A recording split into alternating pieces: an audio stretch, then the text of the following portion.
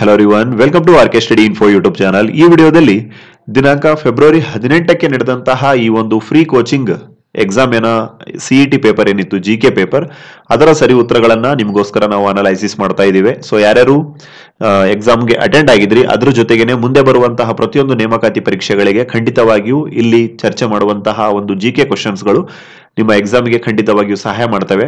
So let's begin. ನಮ್ಮ channel ಮೊದಲೇ ಬಾರಿಗೆ ನೋಡ್ತಾ ಇದ್ರೆ, ಹಾಗೆ ಇನ್ನೂ ಯಾರು ಸಬ್ಸ್ಕ್ರೈಬ್ ಮಾಡದೆ ನೋಡ್ತಾ ಇದ್ರೆ ಸಬ್ಸ್ಕ್ರೈಬ್ ಮಾಡ್ಕೊಳ್ಳಿ ಆಸ್ ಫ್ರೆಂಡ್ಸ್. ಹಾಗೆ ಬೆಲ್ ಬಟನ್ ಅನ್ನು ಕ್ಲಿಕ್ ಮಾಡಿ ಆಲ್ ಎನ್ನುವಂತ ಆಪ್ಷನ್ ನ ಸೆಲೆಕ್ಟ್ ಮಾಡ್ಕೊಳ್ಳಿ. ಬಿಕಾಸ್ ನಾವು ಮಾಡುವಂತಹ ಪ್ರತಿಯೊಂದು ಕೆಇಎ ರಿಕ್ರೂಟ್ಮೆಂಟ್ ರಿಲೇಟೆಡ್ ಹಾಗೆ ಫ್ರೀ ಕೋಚಿಂಗ್ ಎಕ್ಸಾಮ್ಸ್ ರಿಲೇಟೆಡ್ ಎಲ್ಲ ವಿಡಿಯೋಸ್ಗಳು ನಿಮಗೆ ಬಂದು ರೀಚ್ ಆಗುತ್ತೆ.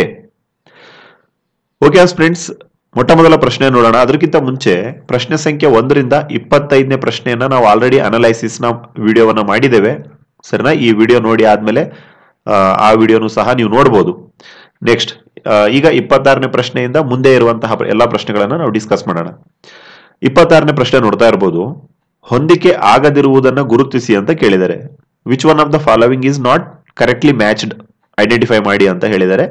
ಸೊ ಅತ್ಯಂತ ಉದ್ದನೆಯ ನದಿ ಯಾವುದು? ನೈಲ್ ನದಿ. ಅಫ್ಕೋರ್ಸ್ ಸುಮಾರು 6650 ಕಿಲೋಮೀಟರ್ ಇದು ಉದ್ದ ಇದೆ.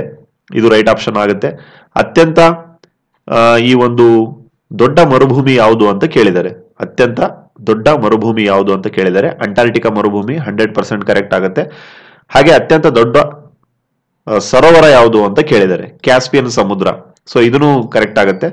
ಅತ್ಯಂತ ಆಳವಾದ ಸಾಗರ ಯಾವುದು ಅಂತ ಕೇಳಿದರೆ ಆರ್ಕ್ಟಿಕ್ ಮಹಾಸಾಗರ. ಇದು ಆಗಲ್ಲ, ಇದೇನಾಗಬೇಕಾಗಿತ್ತು? ಪೆಸಿಫಿಕ್ ಆಗ್ಬೇಕಾಗಿತ್ತು, ಪೆಸಿಫಿಕ್ ಸಾಗರ ಆಗ್ಬೇಕಾಗಿತ್ತು. So sir, it is the deepest ocean in the world ಅಂತ ಹೇಳ್ಬೋದು. ನೆಕ್ಸ್ಟ್ 27ನೇ ಪ್ರಶ್ನೆ ನೋಡೋಣ.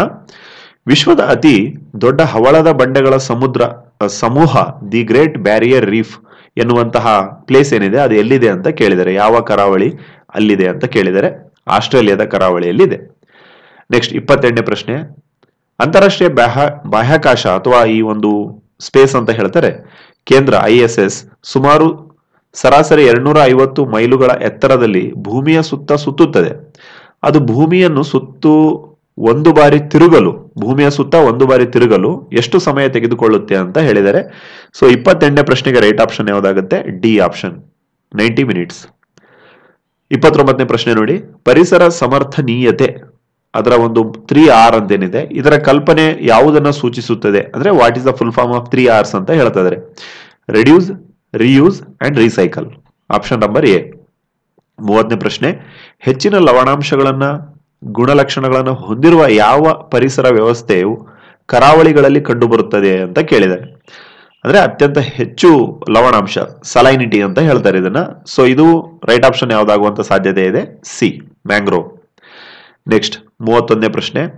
ಪರಿಸರ ಸಮಸ್ಯೆಗಳನ್ನು ನಿಭಾಯಿಸುವ ಹಾಗೂ ಸಮರ್ಥನೀಯತೆಯನ್ನು ಉತ್ತೇಜಿಸುವ ಜಾಗತಿಕ ಪ್ರಯತ್ನಗಳ ಸಮನ್ವಯತೆಯನ್ನು ನಿರ್ವಹಿಸುವಂತಹ ಹೊಣೆಗಾರಿಕೆಯನ್ನು ಹೊಂದಿರುವ ಸಂಸ್ಥೆ ಯಾವುದು ಅಂತ ಕೇಳಿದ್ದಾರೆ. ಸೊ 31ನೇ ಪ್ರಶ್ನೆಗೆ ರೈಟ್ ಆಪ್ಷನ್ ಯಾವ್ದಾಗುತ್ತೆ? UNEP. ಸೊ ಫುಲ್ ಫಾರ್ಮ್ ಸಹ ಕೇಳ್ತಾರೆ, ಬೇಕಿದ್ರೆ ಬರ್ಕೋಬಹುದು ನೀವು. ಯುನೈಟೆಡ್ ನೇಷನ್ಸ್ ಎನ್ವಿರಾನ್ಮೆಂಟ್ ಪ್ರೋಗ್ರಾಮ್ ಅಂತ ಹೇಳ್ತಾರೆ.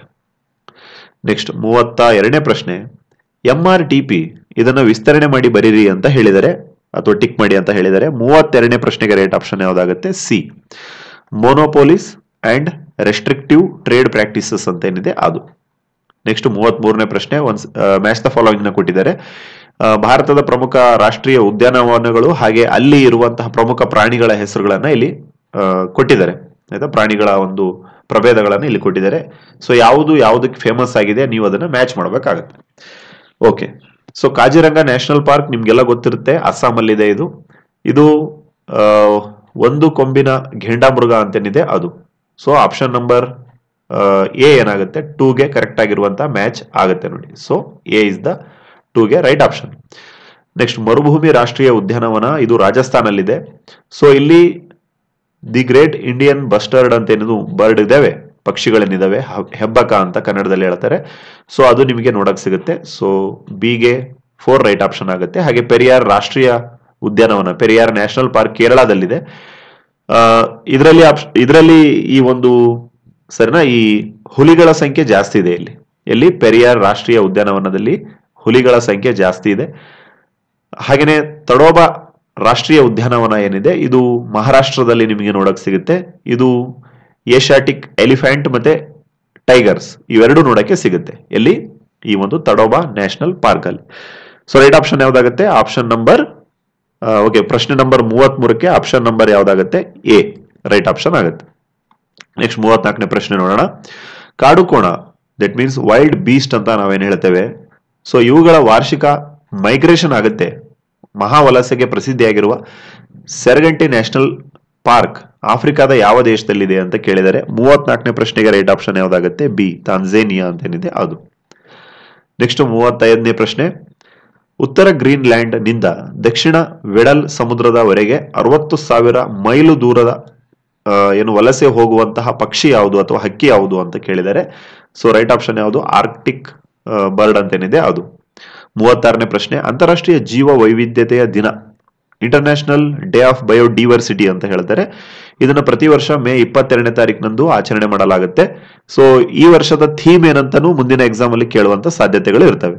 ಸೊ ಏನಂತ ಹೇಳೋದಾದ್ರೆ building back the biodiversity. Okay, building back the biodiversity ಅಂತ ಹೇಳಿ ಈ ವರ್ಷದ ಒಂದು theme, building back the biodiversity. 37ನೇ ಪ್ರಶ್ನೆ ನೋಡೋಣ. ಕೃತಕ ಬುದ್ಧಿಮತ್ತೆಯಿಂದ ನಡೆಸಲ್ಪಡುವ ವಿಶ್ವದ ಮೊಟ್ಟ ಮೊದಲ ರೇಡಿಯೋ ಯಾವುದು ಅಂತ ಕೇಳಿದರೆ ಸೊ ರೇಡಿಯೋ GPT ಅಂತೇನಿದೆ, it is the first artificial intelligence radio broadcasting system. 38ನೇ ಪ್ರಶ್ನೆ. ಭಾರತ ಸರ್ಕಾರದ ಎಲೆಕ್ಟ್ರಾನಿಕ್ ಮತ್ತು ಮಾಹಿತಿ ತಂತ್ರಜ್ಞಾನ ಕ್ಯಾಬಿನೆಟ್ ಸಚಿವರು ಯಾರು ಅಂತ ಕೇಳಿದರೆ ಅಶ್ವಿನಿ ವೈಷ್ಣವ್ ಅಂತೇನಿದ್ದಾರೆ ಅವರು. 39ನೇ ಪ್ರಶ್ನೆ. ವಿಶ್ವದಾದ್ಯಂತ ವೆಬ್ಸೈಟ್ಗಳಲ್ಲಿ ಅತ್ಯಂತ ಸಾಮಾನ್ಯವಾಗಿ ಬಳಸಲ್ಪಡುವ ಒಂದು ಲ್ಯಾಂಗ್ವೇಜ್ ಕೋಡ್ ಯಾವುದು ಅಂತ ಕೇಳಿದರೆ ಜಾವಾ. ನೆಕ್ಸ್ಟ್, ಡಾಕ್ಯುಮೆಂಟ್ ಸ್ವರೂಪಗಳಿಗೆ ಸಂಬಂಧಿಸಿದಂಗೆ PDF ಏನನ್ನ ಸೂಚಿಸುತ್ತದೆ ಅಂತ ಕೇಳಿದರೆ, ಅಂದ್ರೆ ಫುಲ್ ಫಾರ್ಮ್ ನ ಕೇಳಿದರೆ ಪೋರ್ಟೇಬಲ್ ಡಾಕ್ಯುಮೆಂಟ್ ಫಾರ್ಮೆಟ್ ಅಂತ ಏನಿದೆ ಅದು. 41ನೇ ಪ್ರಶ್ನೆ ನೋಡೋಣ. ಭಾರತದಲ್ಲಿ ಮಹಾತ್ಮ ಗಾಂಧೀಜಿಯವರು ತಮ್ಮ ರಾಜಕೀಯ ಚಟುವಟಿಕೆಗಳನ್ನು ಚಂಪಾರಣ್ನಿಂದ ಆರಂಭಿಸ್ತಾರೆ. ಇದು ಯಾವ ರಾಜ್ಯದಲ್ಲಿದೆ ಅಂತ ಕೇಳಿದರೆ ಬಿಹಾರದಲ್ಲಿ ಇದೆ. 42ನೇ ಪ್ರಶ್ನೆ. ಲಾಲ್ ಬಹದ್ದೂರ್ ಶಾಸ್ತ್ರಿ ರಾಷ್ಟ್ರೀಯ ಆಡಳಿತ ತರಬೇತಿ ಅಕಾಡೆಮಿ, ಓಕೆ, ಲಬ್ಸಾನಾ ಅಂತ ನಾವೇನು ಹೇಳ್ತೇವೆ.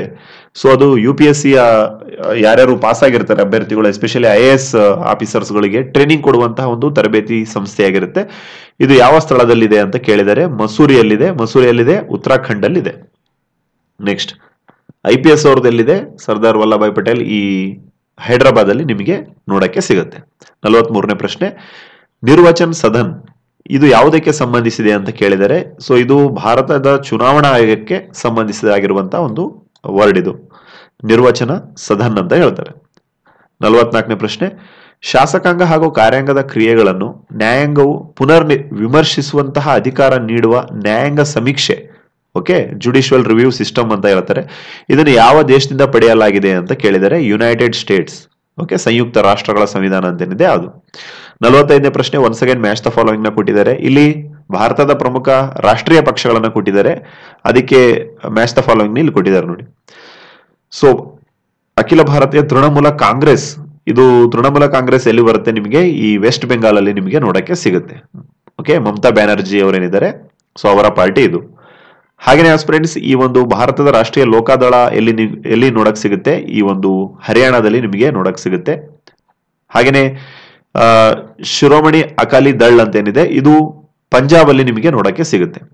ಹಾಗೆ ಲೋಕ ಜನಶಕ್ತಿ ಪಾರ್ಟಿ ಏನಿದೆ ಬಿಹಾರದಲ್ಲಿ ನಿಮಗೆ ನೋಡಕ್ಕೆ ಸಿಗುತ್ತೆ ಫ್ರೆಂಡ್ಸ್. ನೆಕ್ಸ್ಟ್, ಓಕೆ, ಈ ಒಂದು 45ನೇ ಪ್ರಶ್ನೆಗೆ ರೈಟ್ ಆಪ್ಷನ್ ಯಾವ್ದಾಗುತ್ತೆ, ಡಿ. 46ನೇ ಪ್ರಶ್ನೆ ನೋಡೋಣ. ಮಹದಾಯಿ ನದಿ ಡಿಸ್ಪ್ಯೂಟ್ ಇರುವಂತದ್ದು ಯಾವ ಯಾವ ರಾಜ್ಯಗಳ ನಡುವೆ ಅಂತ ಕೇಳಿದರೆ ಗೋವಾ ಮತ್ತು ಕರ್ನಾಟಕ. ನೆಕ್ಸ್ಟ್, ಈ ಒಂದು 47ನೇ ಪ್ರಶ್ನೆ.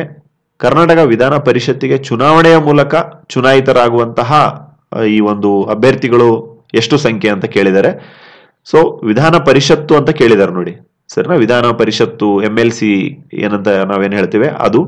ಸೊ ಅದಕ್ಕೆ ಟೋಟಲ್ ಆಗಿ 64 ಜನ ಚುನಾಯಿತರಾಗ್ತಾರೆ. ಇನ್ನು 11 ಜನರನ್ನ ಯಾರು ಸೆಲೆಕ್ಟ್ ಮಾಡ್ತಾರೆ, ಈ ಗವರ್ನರ್ ಏನಿರ್ತಾರೆ, ರಾಜ್ಯಪಾಲರು ಅಂತ ನಾವೇನ್ ಹೇಳ್ತೇವೆ ಅವರು, ಸರಿನಾ. ಸೊ ಟೋಟಲ್ ಆಗಿ ಗ್ರ್ಯಾಂಡ್ ಟೋಟಲ್ ನಾವು ಹೇಳೋದಾದ್ರೆ ಗ್ರ್ಯಾಂಡ್ ಟೋಟಲ್ 75 ಜನ ಇರ್ತಾರೆ.